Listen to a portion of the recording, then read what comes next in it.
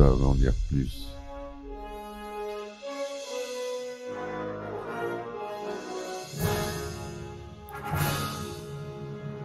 Eh ben attendez, on est en France. Allez, cul sec. Hop.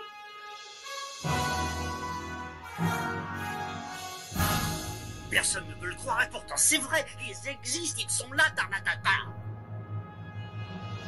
Non. Il faut qu'on pète.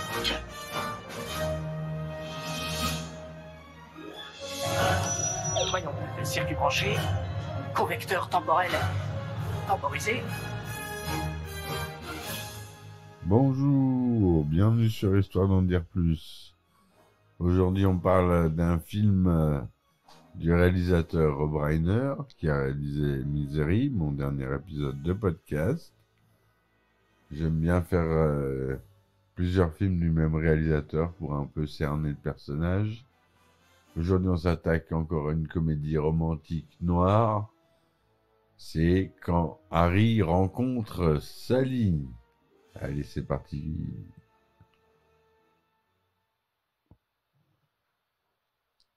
Alors, quand Harry rencontre Sally, When Harry Met Sally en version originale, est un film américain réalisé par Rob Reiner et sorti en 1989.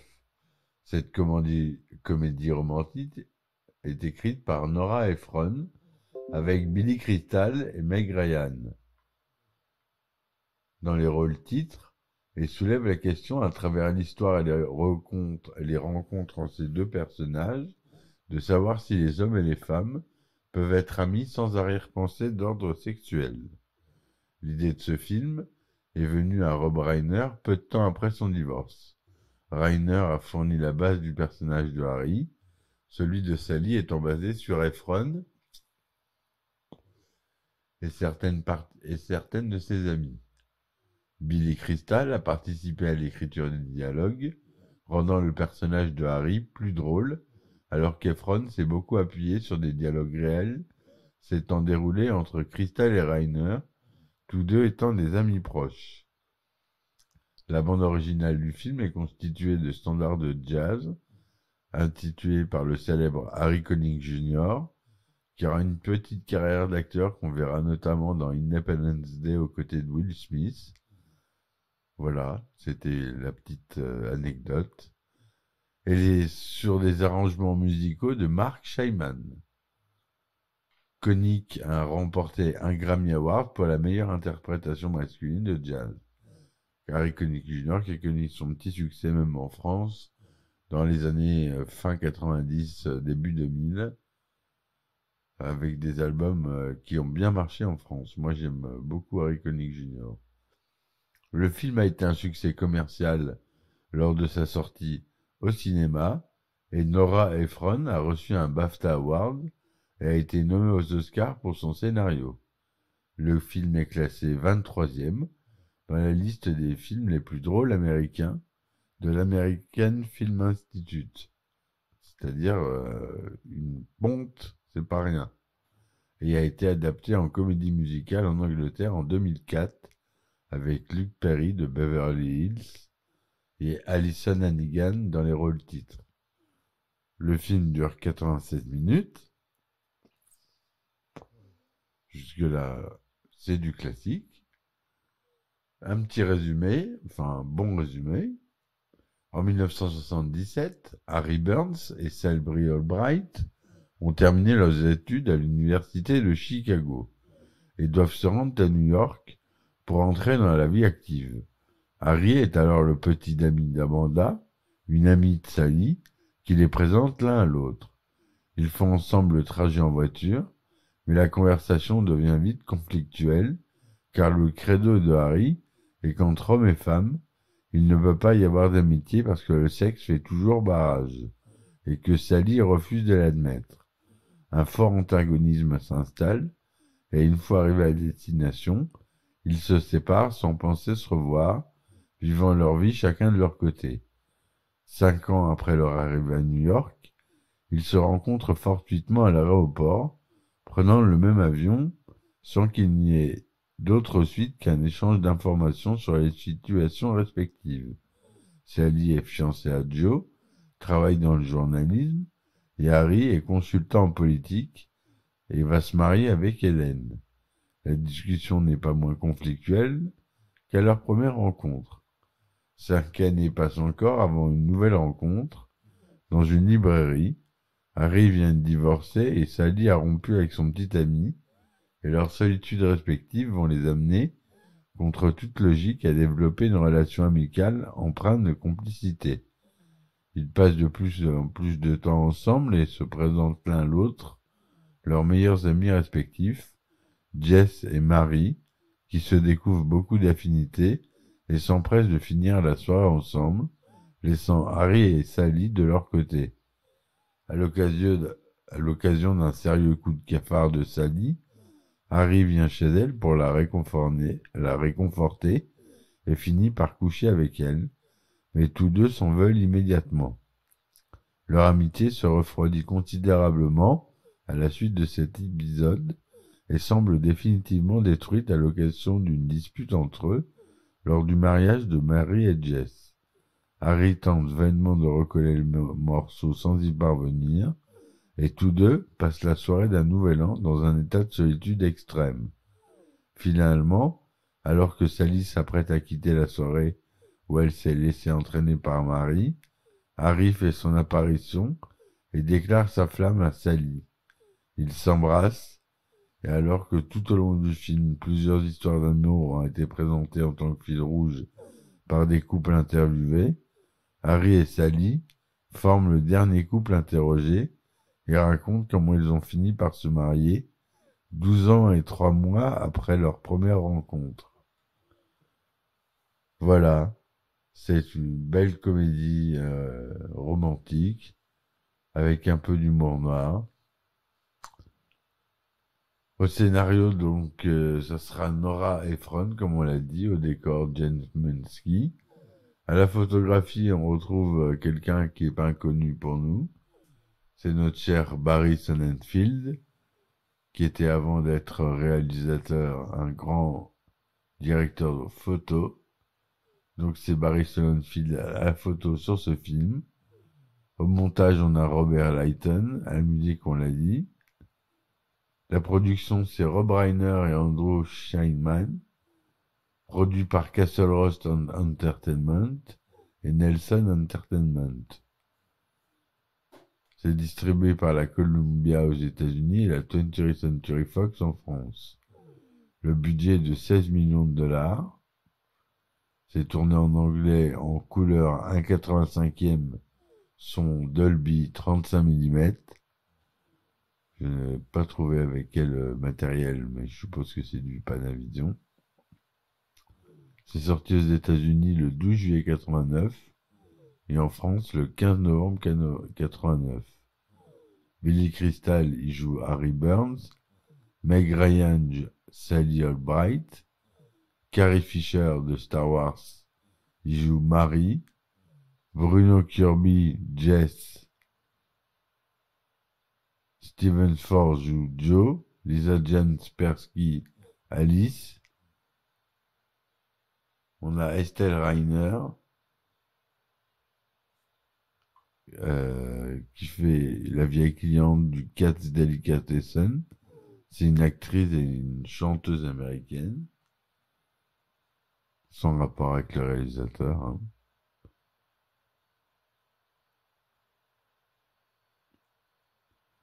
Jusque-là, j'ai pas trouvé de lien entre eux.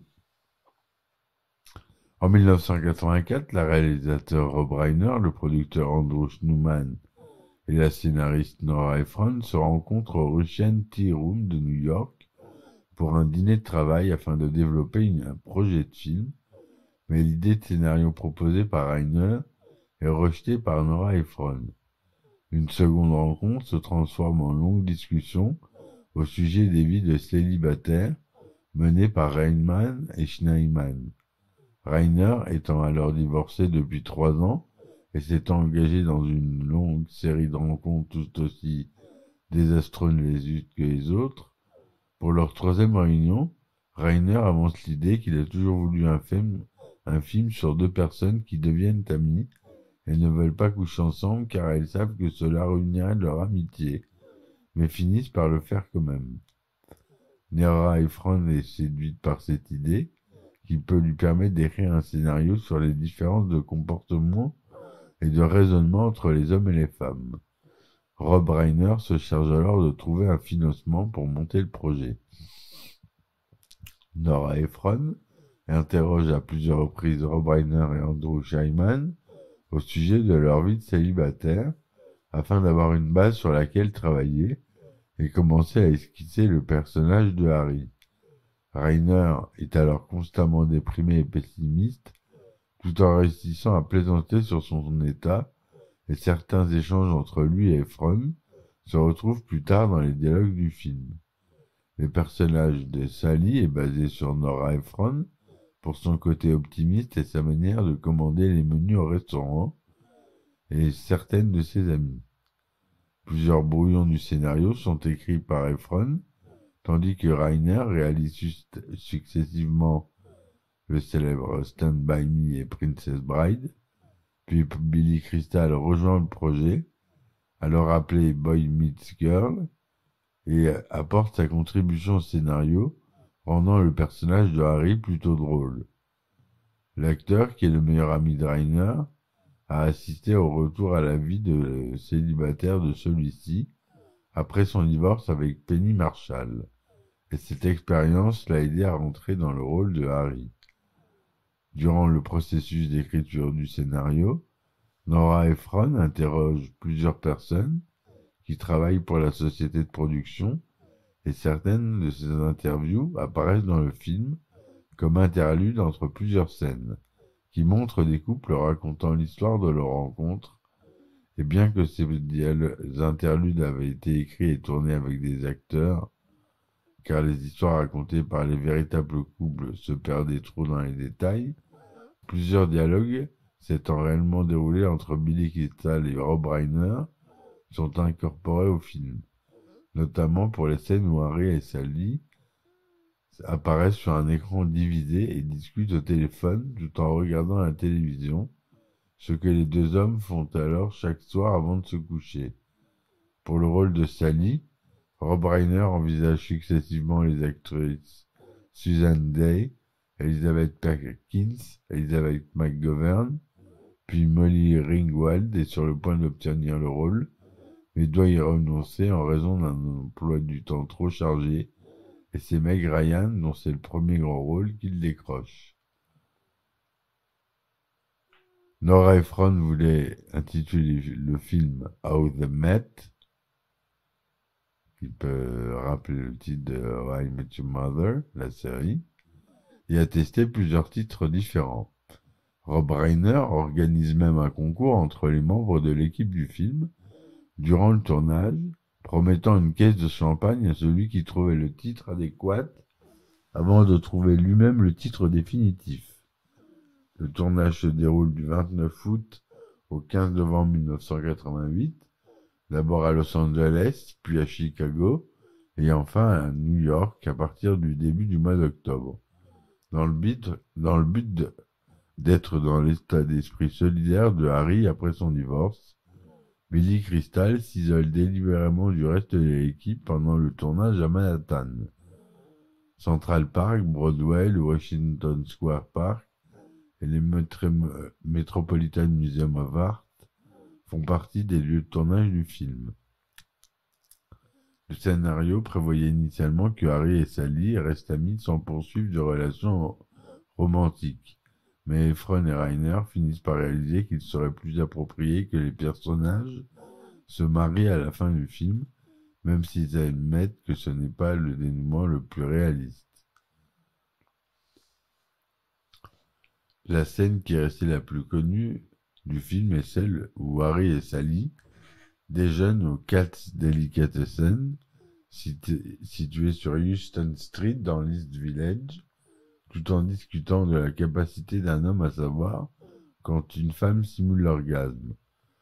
Sally prétend que les hommes ne peuvent pas faire la différence, Et pour le prouver, elle simule l'orgasme en plein restaurant.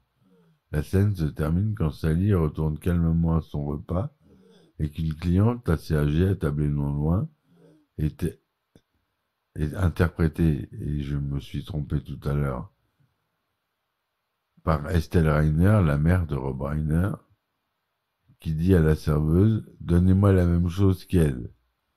De nombreuses prises de cette scène ont été faites et Meg Ryan a ainsi dû simuler l'orgasme à maintes reprises. J'avais oublié que j'avais noté ça. C'était bien sa mère. L'idée de la scène est née quand l'équipe du film a réalisé que celui-ci commençait à trop se focaliser sur le personnage de Harry et qu'il fallait que le personnage de Sally soit mis plus en avant. Nora Ephron a alors avancé l'idée que Sally pourrait stimuler un orgasme. Meg Ryan a suggéré que la scène pourrait avoir lieu dans un restaurant et Billy Crystal a trouvé la réplique finale. En 2005, cette réplique a été classée par l'American Film Institute à la 33e place de son classement des 100 répliques de films les plus mémorables. Efron se souvient que lors d'une projection test, toutes les femmes présentes dans le public riaient alors que tous les hommes restaient silencieux, comme abasourdis par cette révélation qu'il avait du mal à accepter. Quand on lui pose la question au sujet de l'amitié homme et femme, qui est le sujet principal du film, Meg Ryan répond « Oui, les hommes et les femmes peuvent être de simples amis. J'ai beaucoup d'amis du sexe masculin et le sexe n'entre pas en ligne de compte. » Billy Crystal répond « Je suis un petit peu plus optimiste qu'Harry, mais je pense que c'est difficile. Les hommes agissent fondamentalement comme des chiens égarés devant un supermarché. J'ai des amis de sexe féminin, mais elles ne font pas partie de mes meilleurs amis. » Rob Reiner souhaite avoir une bande originale composée de standards du jazz et Bobby Columbine, le batteur du groupe Blood, Sweat and Tears et ami de Reiner, recommande à celui-ci le jeune Harry Connick Jr. pour travailler avec lui sur la musique du film. Lorsque Reiner écoute la cassette que Columbine lui a envoyée, il est frappé par la ressemblance de la voix de Connick avec celle de Frank Sinatra quand celui-ci était jeune.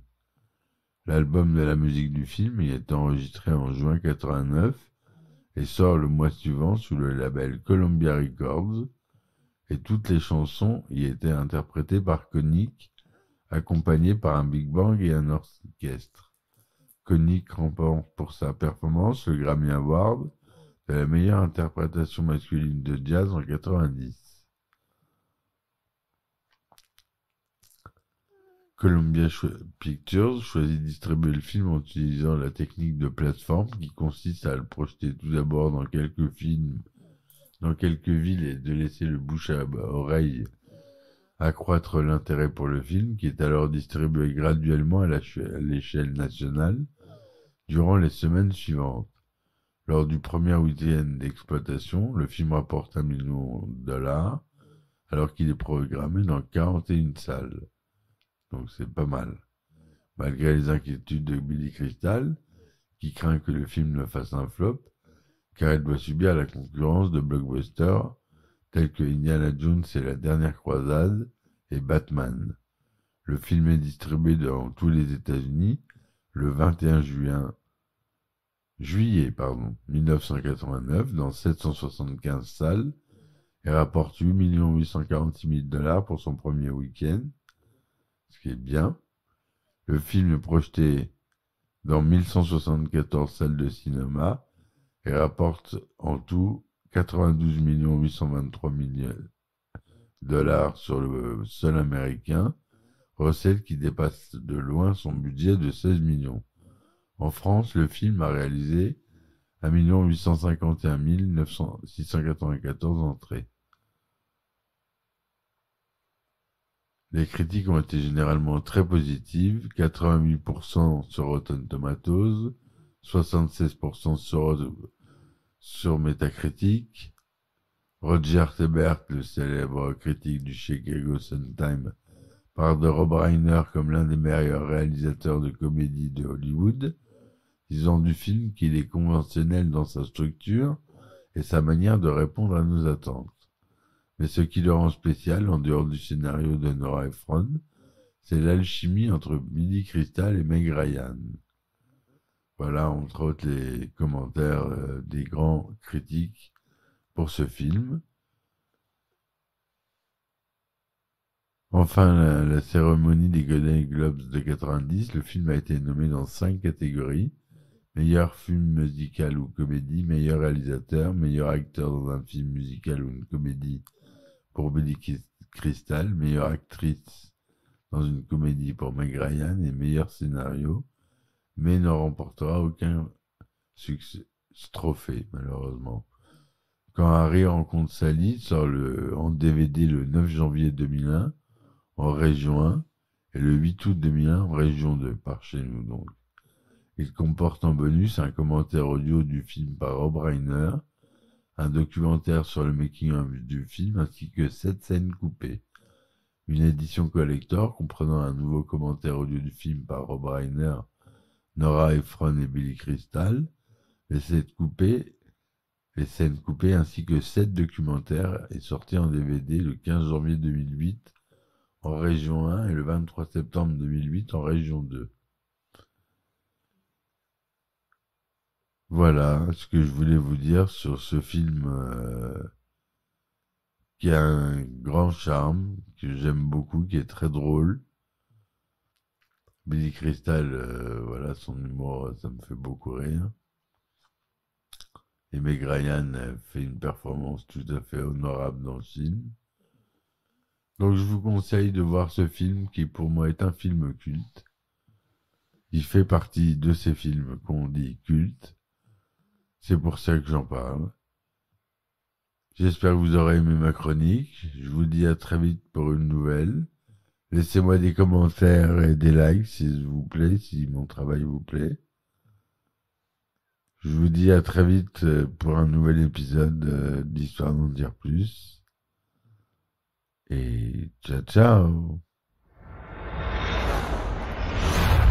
Histoire d'en dire plus.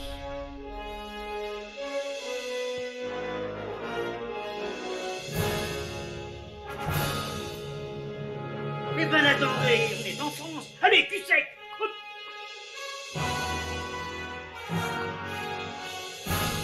Personne ne peut le croire et pourtant c'est vrai, ils existent, ils sont là, Darnatata. No! Il faut qu'on pète.